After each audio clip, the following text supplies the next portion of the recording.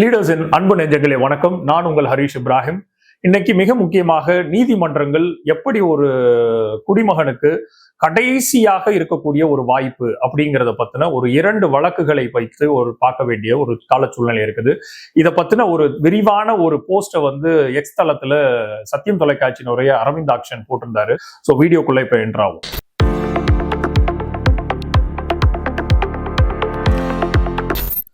மதுரை நீதிமன்றத்துல 7ஆம் தேதி 11ஆம் மாசம் 2025 திருப்பரங்குன்றத்தினர் இருக்கக்கூடிய மலையில தீபம் ஏற்றுறதை பத்தின ஒரு வழக்கு விசாரணைக்கு வருகிறது.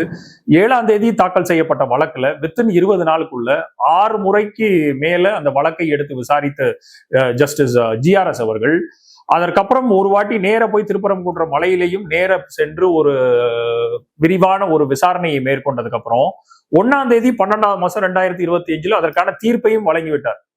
சோ மதுரை கிளையில் இருக்கக்கூடிய சென்னை உயர்நீதிமன்றத்தினுடைய கிளை ஒரு விரிவான அறிக்கையை 20ஆம் தேதிக்குள் 20 நாட்களுக்குள்ள ஒட்டுமொத்தமாக ஒரு தீர்ப்பை வழங்கிவிட்டது. இப்ப நேரம் அப்படி கேரளாவுக்கு வருவோம். தி கேரளா ஸ்டோரிஸ் அப்படிங்கிற ஒரு திரைப்படம் உண்மைத்தன்மையை கூடிய ஒரு திரைப்படம்.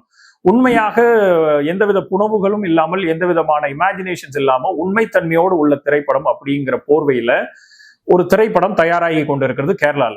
தி கேரளா ஸ்டோரிஸ்ங்கிற இந்த திரைப்படம் ஒட்டுமொத்தமாக டிவிசிவா பாகுபாடுகளையும் பிரிவினைகளையும் மத மோதல்களை உண்டு பண்றதுக்குரிய எல்லா அம்சங்களோடு இந்த படம் திரையிடப்படுறதுக்கு ரெடியா இருக்குங்கிற ஒரு போர்வையில 5/5/2023 இந்த படம் ரிலீஸுக்கு வருது. ஆனால் இதற்கு 6 மாதங்களுக்கு முன்னாடியே இந்த படம் ஒட்டுமொத்தமாக பிரிவினைவாதத்தை தூண்டுகிற படம் அப்படிங்கிற ஒரு குற்றச்சாட்டோடைய மினிஸ்ட்ரி ஆஃப் இன்ஃபர்மேஷன் பிராட்காஸ்டிங்குக்கும் சென்ட்ரல் போர்ட் ஃபார் பிலிம் சர்டிபிகேஷனுக்கும் CBFCக்கும் உள்துறை அமைச்சத்துக்கும் புகார் கடிதங்களை அளிக்கிறார்கள். ஆனால் இந்த இயக்குனர் ஒட்டுமொத்தமாக இது புனவு கதை இல்லை அப்படிங்கிறத அப்போ மறுத்துட்டு 6 மாதத்துக்கு அப்புறம் அந்த எந்த விதமான ஒரு நடவடிக்கையிலும் மேற்கொள்ளப்படவில்லை அப்படிங்கிறதுனால படத்தினுடைய ரிலீஸை ஒட்டினாப்புல ஒரு தாக்கல் செய்யறாங்க உயர்நீதிமன்றத்துல இந்த படத்தை எதிர்த்து. அப்போ உயர்நீதிமன்றம் என்ன சொல்லுது அப்படின்னா, கடைசி நேரத்துல இந்த வழக்கு எங்கள்கிட்ட வந்திருக்குது, அதனால இதை இப்போதைக்கு எந்த விதமான ஒரு விசாரணையும் மேற்கொள்ள முடியாதுன்னு தள்ளுபடி செய்யறார்கள். இதற்கப்புறம் நேரம் அந்த படத்தினுடைய தன்மையை பற்றி விசாரணை பண்ணணும், இந்த படத்தை தடை செய்யணும் அப்படிங்கிற ஒரு முன்முகப்போட உச்சநீதிமன்றத்துக்கு இந்த வழக்கு தாக்கல் ஆகிறது.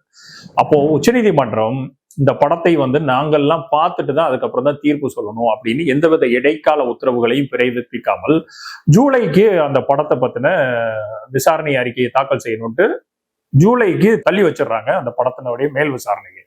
இதற்கு இடையில 5ஆம் தேதி அந்த படம் ரிலீஸ் ஆகி பல்வேறு இடங்கள்ல பல விதமான சர்ச்சைகளுக்கும் பல விதமான மோதல்களுக்கும் உட்பட்டு அந்த படம் ரிலீஸ் ஆகி ஓட ஆரம்பிச்சிருச்சு. அதுக்கு அடுத்து ஒரு 15 நாட்களுக்கு அப்புறம் அந்த கேஸ் மேல் விசாரணைக்காக முன்னாடி வரும்போது எந்த விதத்திலையும் இதுக்கு 6 மாசத்துக்கு முன்னாடி வழக்கு தாக்கல் பண்ணப்பட்டதே மினிஸ்ட்ரி ஆஃப் இன்ஃபர்மேஷன் பிராட்காஸ்டிங் என்ன தீவிர விசாரணை பண்ணீங்களா, இல்ல உள்துறை அமைச்சகம் எதுவும் விசாரணை பண்ணீங்களா, இல்ல Central Board of Film Certification எப்படி இதற்கு அனுமதி கொடுத்தீங்கிற எந்த விதமான கேள்விகளையும் எழுப்பாமல் அந்த இடத்துல அவனுடைய இயக்குனர் ஆமா இது எங்களுக்கு படம் ரிலீஸ் ஆனதுக்கு அப்புறம் ஒத்துக்கொள்றார் 15 நாளைக்கு அப்புறம், ஆமா இது உண்மைத்தன்மை கிடையாது, எந்த விதமான உண்மைத்தன்மையும் இல்லாமல் நாங்கள் இந்த படத்தை எடுத்தோம் அப்படிங்கிறத அவர் தெளிவாக ஒத்துக்கொள்கிறார். ஆனால் எந்த விதமான அறிக்கைகளோ எந்த விதமான கவர்மெண்ட் ரெக்கார்டு எதுவுமே இல்லாமல் உளவுத்துறை அமைப்புகளிடமோ எந்த விதத்திலையும் எந்தவித ரெக்கார்ட்ஸுமே இல்லாம ஒரு படம் பிரிவினைவாதத்தை தூண்டுறதுக்கு ஒரு படம் ரெடி ஆகி ரிலீஸ் ஆகி முடிச்சிருச்சு. அதற்கப்புறம் இதுல மேலாக என்னன்னா, உச்ச நீதிமன்றம் தீர்ப்பை ஜூலை மாசத்துக்கு மேல் விசாரணையை ஒத்தி வச்சதுக்கு அப்புறம் இந்த படத்தை சோனி லைவ் OTT பிளாட்ஃபார்முக்கு வாங்குறாங்க. அதுவும் வாங்கி திரைப்படம் திரையிடப்பட்டு ஓடிக்கொண்டிருக்கிறது. அதற்கப்புறம் இந்த கேரளா ஸ்டோரிக்காக பிரசார் பாரதி மூலியமாக இந்த படத்தை வாங்கி தூர்தர்ஷன் மூலியமாக 4 மொழிகள்ல டப் செய்யப்பட்டு ஒன்றிய அரசாங்கம் ஒட்டுமொத்தமான இந்தியாவுக்கு இந்த டிவிசிவாக இந்த பிரிவினைவாதத்தை தூண்டக்கூடிய இந்த கேரளா ஸ்டோரிஸை ரிலீஸ் செய்யறதுக்கு எல்லா வேலைகளையும் பண்றாங்க. இதற்கு மிக முத்தாய்ப்பாக இந்த கேரளா ஸ்டோரிஸ்ங்கிற படத்துக்கு 2 தேசிய விருதுகளையும் அறிவித்தது ஒன்றிய அரசாங்கம். இது எல்லாம் தாண்டி கிட்டத்தட்ட 31 மாதங்களுக்கு அப்புறம் இன்றைக்கு 15ஆம் தேதி 12வது மாசம் 2025 வருடம் 31 மாதங்களுக்கு அப்புறம் இந்த கேரளா ஸ்டோரிஸ்ங்கிற படத்தை பத்தின மேல் விசாரணையை அன்றைக்கு ஒத்தி வைத்த ஜூலை மாதம்னு ஒத்தி வைத்த உச்சநீதிமன்றம் 31 மாதத்துக்கு அப்புறம் இன்றைக்கு வழக்காடு மன்றத்துல பட்டியலிட்டு இருக்கிறது. சோ இந்த 2 தீர்ப்புகளையும் மக்கள் மன்றத்துல நான் விட்டுறேன். எப்படி திரு அரவிந்தாக்ஷன் அவருடைய எக்ஸ் தளத்துல இந்த விரிவான ஒரு அறிக்கையை தாக்கல் செய்யறதோ அதை வச்சு இந்த வீடியோ முன்னெடுக்கிறதுக்கு மிக உதவியாக இருந்தது. அவர் எப்படி மக்கள் மன்றத்துல விட்டாரோ அதே ஒரு போர்வையில நானும் உங்களிடம் விடுகிறேன்.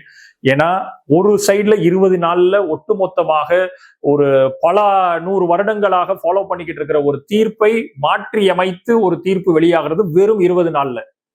அதே இங்க ஒரு எப்போ எங்க டிவிசிவா ஒரு பிரிவினைவாதத்தை தூக்கி ரொம்ப அதிகப்படியான மதக்கலவரங்களை மோதல்களை உண்டு பண்றதுக்குரிய வாய்ப்புகள் உள்ள ஒரு திரைப்படம் திரையிடப்பட்டு கிட்டத்தட்ட 31 மாதங்கள் கழித்து பட்டியலிடப்படுகிறது மற்றொரு இடத்துல, ஒரு நீதிமன்றத்துல.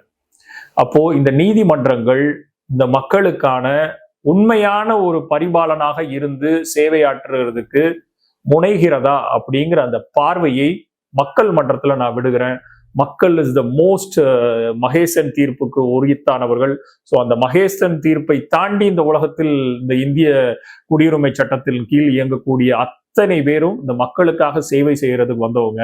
அப்படிங்கிற அந்த போர்வையில மக்கள் மன்றம் இதற்கான ஒரு பகுப்பாய்வையும் பகுத்தறிவையும் உண்டு பண்ண வேண்டும் அப்படிங்கிற ஒரு போர்வையில இந்த காணொளி உங்களுக்கு ஒரு இன்ஃபர்மேஷனான காணொளியை அந்த மும்பை நீதிமன்றத்தில் நடந்த ஒரு வழக்காடு மன்றத்துல கண்டெம்ப்ட் ஆஃப் கோர்ட் ப்ரொசீடிங்கை மட்டுமே வைத்து நீதி சுதந்திரத்தை தலையிட முடியாம பண்ணக்கூடாது அப்படிங்கிறத உச்ச நீதிமன்றம் கடந்த வாரங்கள்ல சொல்லி இருந்தது. அதை வைத்து இதை உங்களுக்கு ஒரு இன்ஃபர்மேஷன் வீடியோவாக கொண்டு வந்திருக்கிறேன்.